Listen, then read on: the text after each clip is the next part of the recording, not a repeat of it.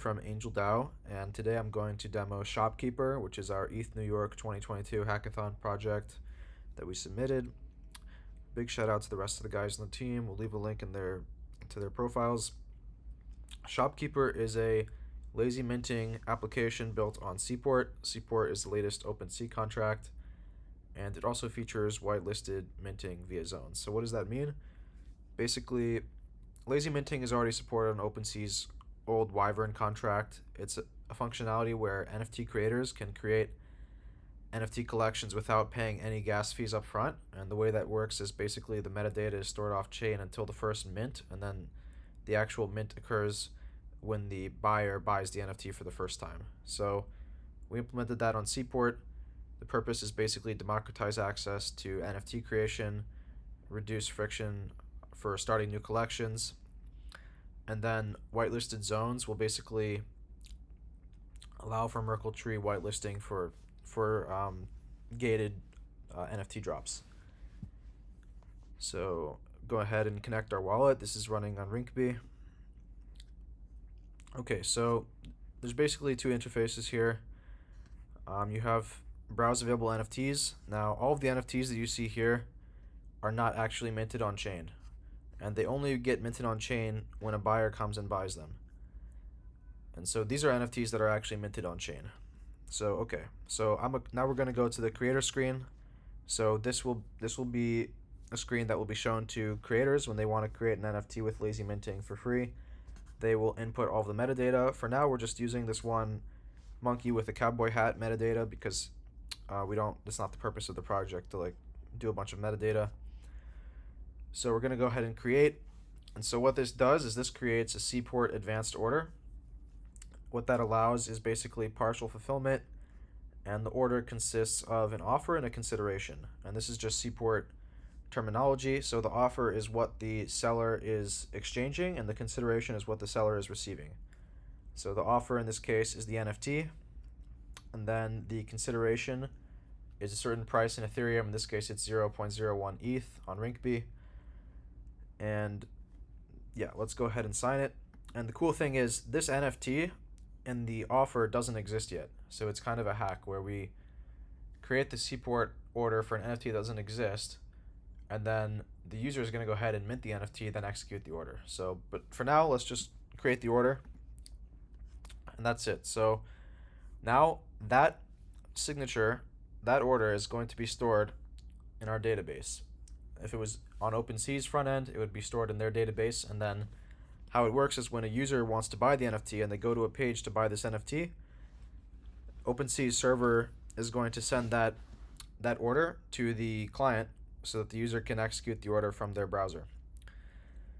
Okay, so now I'm a user. I want to mint the NFT. I'm going to go ahead and mint. And so there's going to be 3 transactions for now, and this will actually help to show what's going on behind the scenes. So the first transaction is mint. So we're actually minting the NFT with the metadata. So we're going to go ahead and confirm. Now the second transaction is set approval for all. So this is basically allowing Seaport to transfer the NFT. And we also integrated a gasless approval. So that hasn't been implemented in the front end yet, but that is implemented on chain, on the smart contract. In any case, go ahead and approve. And now this is the actual Seaport order. So this is connecting to the Seaport contract on Rinkeby and fulfilling the order that the seller created earlier. And so the way this works is basically kind of thinking about how this works is similar to the current OpenSea storefront, where you have this one ERC 1155 contract that is shared, where all of the NFTs that are created through the storefront use the same contract.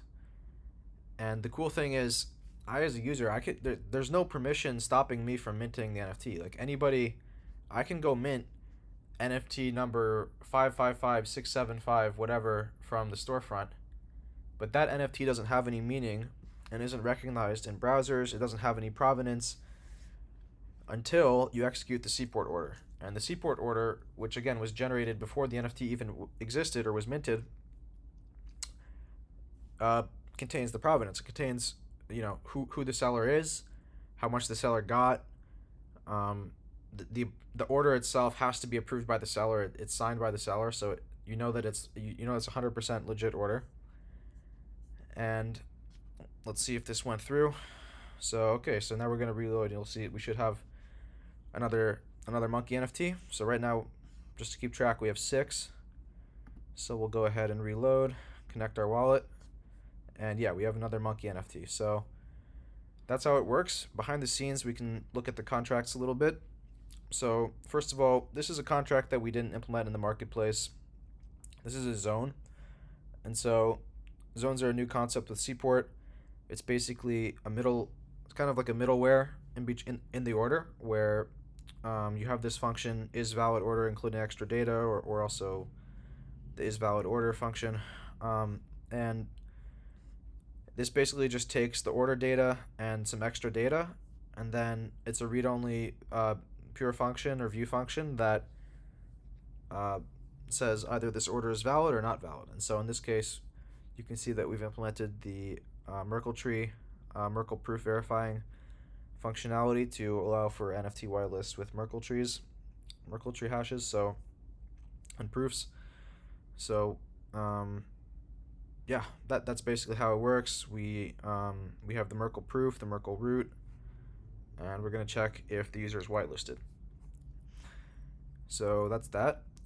We also have Lazy Mint proxy contract. So this contract basically it has the same interface as the fulfill advanced order in Seaport, except that it will actually mint the NFT inside of the order fulfillment. So before we had 3 transactions. With this, you would have basically 1 transaction.